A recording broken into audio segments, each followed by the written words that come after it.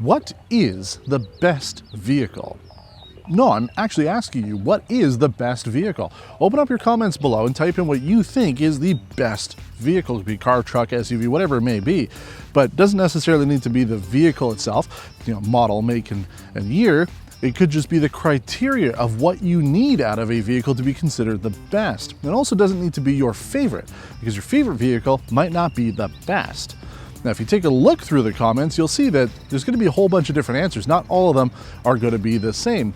And even if the answers are the same car, it might be a different way that those two people got to that answer. And that's the problem I've had this week. Because every fiber in my body has wanted to say that this 2024 BMW i5 M60 xDrive is the best car. But as we've just discovered together, that the best car is going to be different for every person. So while I might think that this is the best car for me, it's not necessarily going to be the best car for you. So let's try to avoid using that term, and let's talk about how I think that the BMW i5 is the perfect luxury electric vehicle equation. This is how they should be making electric cars. And if I were Mercedes-Benz, I would be worried. One could argue that the Mercedes-AMG EQE 53 4MATIC Plus is a more performance-oriented model than this i5 M60. We only have 593 horsepower and 586 pound-feet of torque. But if I push the little boost button on my steering wheel here, we get 605 pound-feet of torque, and we get to go, oh my God! Holy crap, that is insanely fast.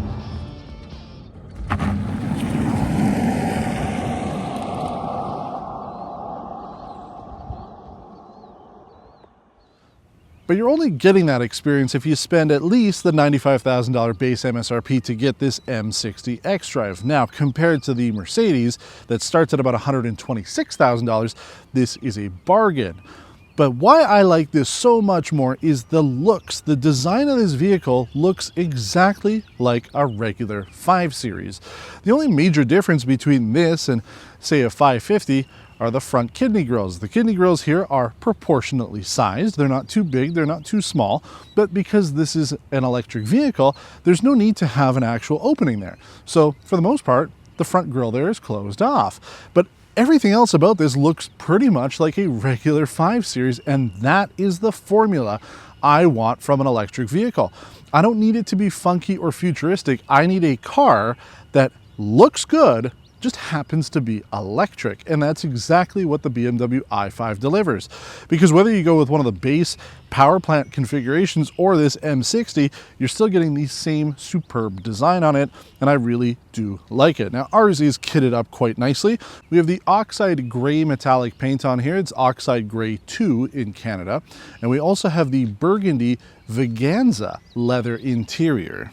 BMW says it's a sustainably sourced material and vegan compliant. So if you are looking to buy an electric car because you want to reduce your overall impact on the environment, whether that's from emissions or whether it's from animal skin itself being used on the interior, this has the options for you. You can still go with a full leather interior, but this is the base entry level is still extremely good, and I do like it. The seats are very comfortable on it. But we do have a very well-equipped vehicle here. 4-zone climate control, the glass controls, the M Sport Pro package, which adds the Shadowline exterior trim, as well as these beautiful rims on here.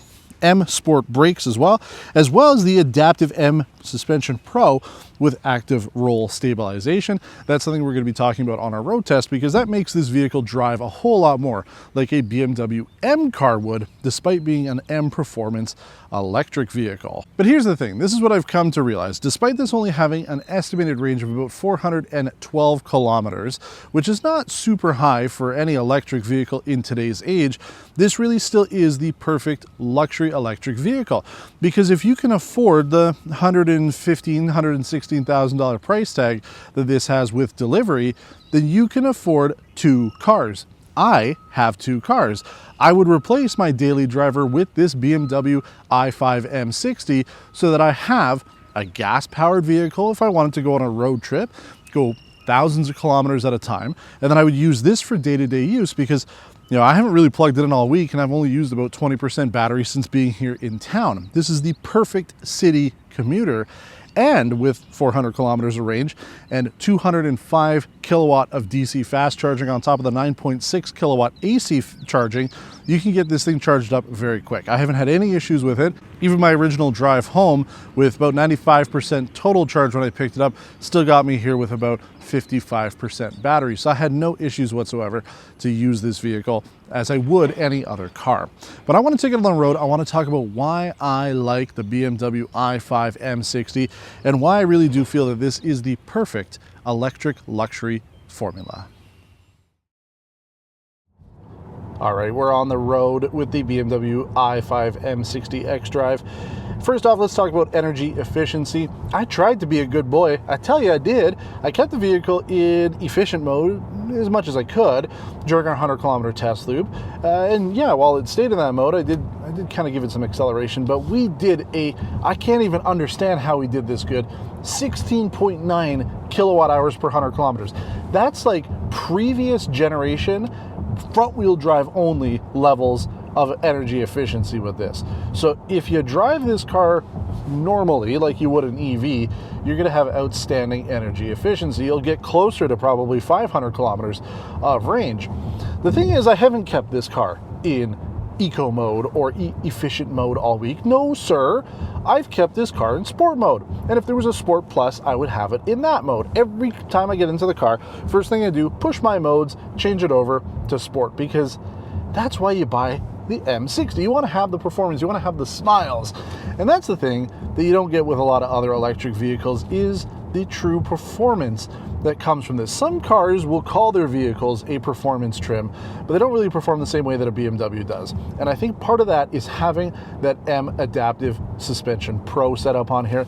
I mean, this handles like butter. I can't even explain it. Yeah, it's a little firmer. It's not quite as firm as like an M car. The suspension is a little bit more compliant as you're going over bumps and stuff like that, and it is comfortable on, day-to-day driving, things like that. So I have no complaints about it whatsoever. But I mean, this thing handles like a champ. You also have integral active steering, which is rear wheel steer, so you have a little bit better turning radius on this despite it being a longer sedan. I have to say, it performs extremely well. Now, the performance is obviously good. We've talked about that. If I put it into boost mode, oh my God, I feel like my face, like it melts is how much torque there is. Like I can feel my jaw dropping. It's really fun. Now, you're not going to be doing that all the time. That's why the boost mode only lasts for 10 seconds, and you got to wait for it to regen, and then you can do it again. I mean, I guess you can do it a bunch of times, but for me, I don't use the boost. I don't need the boost. In even efficient mode, this thing is blisteringly quick on the road. I had no problems coming home. I was driving along, doing the speed limit, obviously, on the highway, and I had no problems getting around slower traffic. And that's why I like this car. As I said, this looks just like a 5 Series, but it has unmistakable performance that you just wouldn't know. It's a sleeper. This really is a sleeper vehicle. To the untrained eye, this looks just like a regular BMW 5 Series, which is perfect because it's not a regular BMW 5 Series. It's a BMW with 2 electric motors and way too much power that you should have for an electric vehicle, and that's what I love about it. Now, the boost mode also gives you that power if you do what BMW calls their M launch. So if we bring the vehicle down to a stop, push the boost button, foot on the brake, launch control, oh my God, that was like really, really fast. It actually tightened up my seat belt. It gets you prepared, like you're strapped in, ready to go. It's launch time. Man, that was fun. You know what? Let's do it again, right?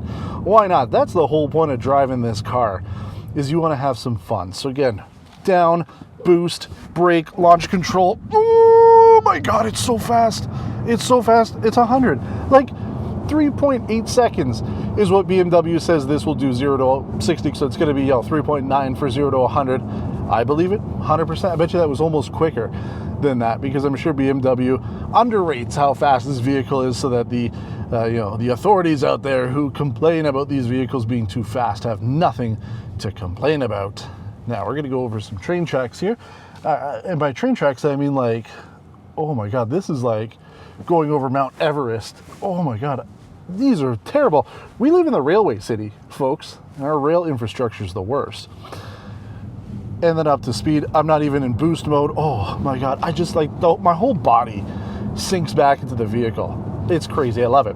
And I know I said like a couple of videos ago on electrics, I'm like, I'm all over the performance stuff, whatever. Just give me an electric car that's efficient. I forget about it. I've moved on from that. I'm back to performance. This is what I want. I want the speed. I want the performance. Because, you know, it's so fun. Now, yeah, you could go into the vehicle settings and turn on the iconic sounds. I played around with it. It is my job. I am supposed to test this stuff out. So I did use this for a little bit. And now you can kind of hear it. It's kind of working its magic there. You're getting a little bit more whirly sounds than you do normally. But I'll show you what the difference is. See if you can hear it.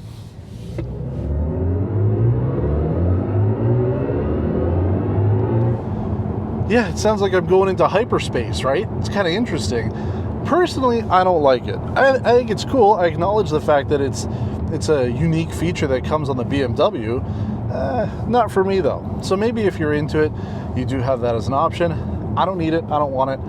I'll turn it off because again, what I want out of an electric vehicle is probably going to be different from what you want, but I want something that looks like a car, drives like a car, has the electric propulsion that I would want, that saves me money. I don't have to put gas into this vehicle and it costs me dollars to fill this up. You know, when I plug it in at home, it's $3 to charge this thing.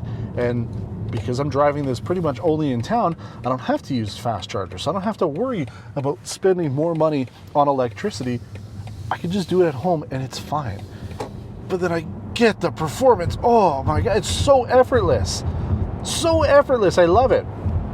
And then I can put it into brake mode. That'll bring the vehicle down. It's got adaptive braking as well. It's not quite the same. That is one thing that I'll say though, with the Mercedes EQ, we haven't tested a full EQ vehicle, but with the Mercedes S580e that we drove, I found that the predictive, map-based driving habits of that vehicle were better. It knew if you were coming up to a stop, it would actually slow the vehicle down. The BMW doesn't do that. If there's a vehicle in front of you, it's got adaptive braking, so it'll slow you down. I find that Mercedes is better when it comes to that.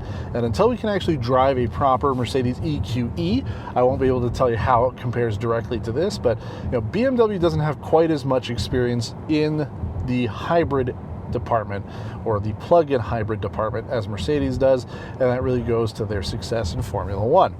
But this vehicle is what I want. When I'm looking for an electric car, this is exactly what I would select. I love the i5 M60.